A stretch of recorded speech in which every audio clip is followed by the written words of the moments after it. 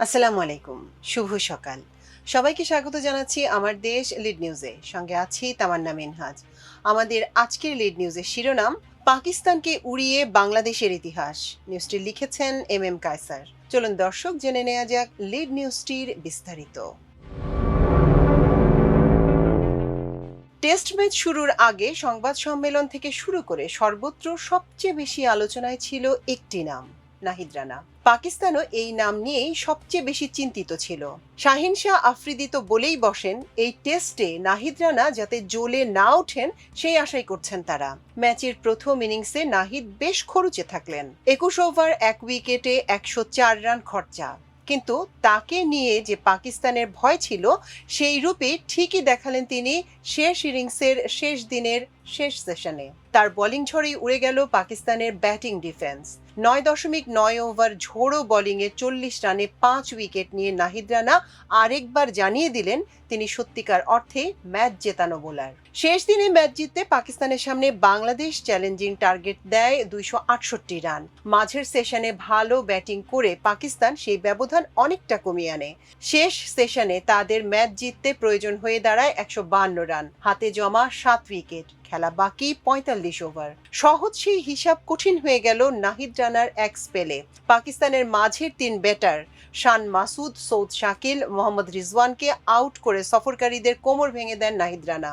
Swing এবং reverse swing এর জাদুকরি স্পেলে খানিক বাদে লেজের সারির বাকি ২ ব্যাটারকে উড়িয়ে দিয়ে বাংলাদেশকে এনে দিলেন ১০৪ রানের বড় জয়। পাকিস্তান গুটিয়ে যায় ১৬৩ রানে। তখনও দিনের আরো ২৩ ওভার খেলা বাকি। শেষ দিনের শেষ সেশনে নাহিদ রানার বোলিংয়ের কোনো জবাবই খুঁজে পায়নি পাকিস্তান। আর টেস্ট ক্রিকেটে পাকিস্তান বেশ লম্বা সময় ধরে বাংলাদেশের সামনে যে দাঁড়াতেই পারছে না। পেছনে টানা ৩ টেস্টের স্কোর লাইন এমন: বাংলাদেশ ৩, পাকিস্তান ০। রাওয়ালপিন্ডিতে ২ বছর আগে ২ ম্যাচের সিরিজ বাংলাদেশ জিতেছিল ২-০-তে। এবার ২ টেস্টের সিরিজে এগিয়ে গেল ১-০-তে। হিসাব কি দাঁড়ালো? টেস্ট ক্রিকেটে বাংলাদেশ দল পাকিস্তানকে শুধু পাকিস্তানের মাটিতেই নয়, নিজ মাটিতেও হারায় এবং দাপুটে ভঙ্গিতে। ব্যাটিং, বোলিং, ফিল্ডিং, অধিনায়কত্ব, কৌশল, ক্রিকেটের প্রায় সব বিভাগেই ঢাকা টেস্টে পাকিস্তানের উপর ছড়ি ঘোরায় বাংলাদেশ। শেষ দিনের সকালের স্পেলে বাংলাদেশ আগের দিনের ১৭৯ রানের সঙ্গে আর মাত্র ৮৮ রান যোগ করে ৬ উইকেট হারায়। এদিনও ব্যাট হাতে দলের সেরা পারফর্মার অধিনায়ক নাজমুল হোসেন শান্ত। যেভাবে ব্যাট ছিলেন বাংলাদেশ অধিনায়ক, তাতে মনে হচ্ছিল টেস্টের উভয় ইনিংস সেঞ্চুরির বিশ্ব রেকর্ড ছুঁতে চলেছেন তিনি। টেস্টের উভয় ইনিংসে এর আগে ২ বার সেঞ্চুরির কৃতিত্ব ছিল শান্তর। ৩ বার এই কৃতিত্ব গড়ার রেকর্ডটা করেছেন সুনীল গাভাস্কার, রিকি পন্টিং ও ডেভিড ওয়ার্নার। কিন্তু শেষ দিনের প্রথম সেশনে সেই কীর্তি গড়া থেকে ১৩ রান দূরে থাকতে আউট হয়ে যান শান্ত। প্রিয় রিভার্স সুইপ খেলতে গিয়ে এলবিডব্লিউ হন ৮৭ রানে। এই ইনিংসে বাংলাদেশের ২৪০ রানের ইনিংস, সেটাই সর্বোচ্চ ব্যক্তিগত রান। একটু মনে করিয়ে দেই, প্রথম ইনিংসেও বাংলাদেশ ৪১৩ রানের মধ্যে একমাত্র সেঞ্চুরির ইনিংসটা ছিল তারই। শেষ দিনে পাকিস্তানকে জয়ের জন্য ২৬৮ রানের যে টার্গেট দিলেন শান্ত, সেখানে ঝুঁকি ছিল, চ্যালেঞ্জ ছিল। ৭৬ ওভারে ২৬৮ রান তোলা খুব অসম্ভব কোনো লক্ষ্য নয়, কিন্তু জিততে হলে ঝুঁকি তো নিতেই হয়।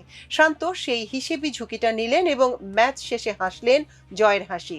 ইনিংসের ডিক্লেয়ার প্রসঙ্গে ম্যাচ শেষে অধিনায়ক বলেছিলেন, এই কন্ডিশনে বোলিংয়ে ম্যাচ জেতানোর মতো বোলার আমাদের আছে, সেই বিশ্বাস আমার ছিল। নাহিদ রানা, তাসকিন, তাইজুল ও মেহেদী মিরাজ অধিনায়কের সেই আস্থার প্রতিদান দিয়েছেন। বাংলাদেশের ১০৪ রানের বিশাল জয় স্পষ্ট জানাচ্ছে পাকিস্তান কোনো প্রতিরোধই গড়ে তুলতে পারেনি। শেষ দিনের বোলিংয়ে বাংলাদেশের জয়ের এই কাহিনী শুরু করেছিলেন তাসকিন। ইনিংসের প্রথম ওভারেই সাফল্য এনে দেন তিনি। পাকিস্তানি ওপেনার ইমামুল হক প্রথম ওভারেই উইকেটের পেছনে ক্যাচ দিয়ে ফিরলেন। লাঞ্চের পরের সেশনে প্রথম ইনিংসে পাকিস্তানের ওপেনার আজান আওয়াইসকে ফেরান মেহেদী মিরাজ। এই সেশনে পাকিস্তানের অধিনায়ক নাহিদ রানাকে বিউটি বললে উইকেটের পেছনে ক্যাচ দিতে বাধ্য করেন নাহিদ রানা। আর শেষ সেশনে পাকিস্তানের বাকি ৭ উইকেটের ৪টি তার শিকার। ইনিংসের একমাত্র হাফ সেঞ্চুরিয়ান আব্দুল্লাহ ফজলকে ৬৬ রানে এলবিডব্লিউ করে তাইজুল ইসলাম বাংলাদেশের জয়ের স্বপ্নকে আরও রঙিন করেন। শেষ সেশনে উইকেটে স্পিনারদের বল কিছুটা গ্রিপ করছিল, ভালো টার্নও পাচ্ছিলেন। আনইভেন বাউন্সের দেখাও মিলল। এই ধরনের উইকেটে প্রভাবী বোলিং কেমন করে করতে হয় সেটা বাংলাদেশ বেশ ভালোই জানে। সেই জানার কৌশলই প্রয়োগ করল বাংলাদেশ। আর এই কাজে বল হাতে এই সময়ের সবচেয়ে বেশি দক্ষতা দেখালেন নাহিদ রানা। তার বোলিং তোপে উড়ে গেল পাকিস্তানের শেষ 3 ডিফেন্স। দর্শক, এই ছিল আমাদের আজকের লিড নিউজ। এতক্ষণ সঙ্গে থাকার জন্য অশেষ কৃতজ্ঞতা। আল্লাহ হাফেজ।